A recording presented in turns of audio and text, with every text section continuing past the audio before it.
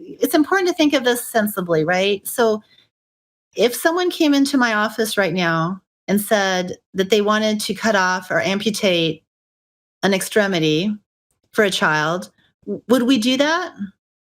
Of course not. I think we all vehemently would scream and say no. Right. This doesn't make any sense. We, of course, that would be outrageous. Why would we do that? We're endorsing this is crazy, right? So why are we saying that it is without any discussion or debate? Why are we saying that it is somehow okay to permanently remove the genitalia of children? It clearly is not. It is in the same.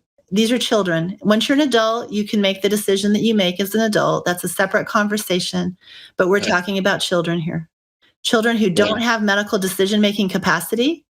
And now you're trying to have a government take away that medical decision-making capacity that normally would fall to a parent, a kind, loving parent. Carte blanche, they're trying to take that away from all parents. Of course, there are some parents out there who are abusive and don't have their child's best interest at heart, but the majority of parents love their children and they have their best interest at heart.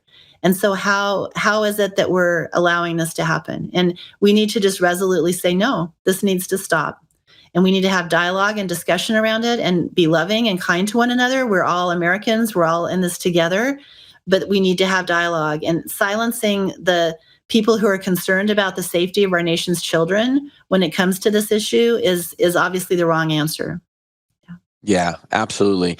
And so what is your thought, Dr. Moon, on how do we stand up, especially as parents? Talk about from a parent side and talk about it from a healthcare professional side. Yeah, I think, unfortunately, the healthcare professionals are very trapped in the system right now. So we have employers basically telling us that we have to ask pronouns. We have to do things a certain way. They want healthcare professionals walking in lockstep with one another when it comes to medical decision-making and when it comes to very controversial issues like this one. That is a huge problem in and of itself because a lot of physician colleagues and a lot of other healthcare professionals, besides physicians, are, they feel like-minded, but they're afraid to speak out because they will lose their jobs. They will lose their ability to pay their mortgage and to feed their families. But we all need to start speaking out because the reality is this comes down on us. If more and more of these laws come down on us, and they will, and they restrict everything that you can and can't do for your own family and your own children, ultimately you're going to lose your freedom anyway. So, and then you won't have any say in it. So right now is the time for everyone to speak up and be brave. America, land of the free, home of the brave. It's time to be brave so we can stay free. I love it. And that's where we are. Now, as far as parents are in a very tough situation. I get that. Their kids are being pulled by peer pressure at school. They're being, they want to gender affirm to a different gender, as they put it, because they're primarily because of peer pressure. We didn't have this many children doing this even 5 or 10 years ago, right? 20 years ago, when I first started practice, I sent a child to a child psychiatrist maybe once or twice a year. And now, we have children seeing psychiatrists every week. We're referring them in the clinics. The mental health of our nation's kids is not good. But the best thing you can do as a parent is to be available for your kids.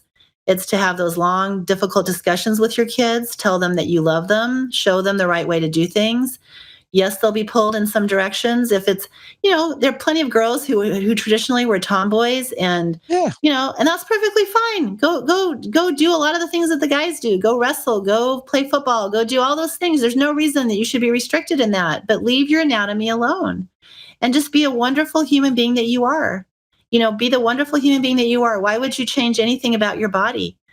Why would you do that? And so have those hard discussions with your kids, help them to see how unrealistic and crazy this has become, and help them through this time period by encouraging them when you can and being supportive when they're harder discussions, But have those discussions. Don't ignore them, is my point.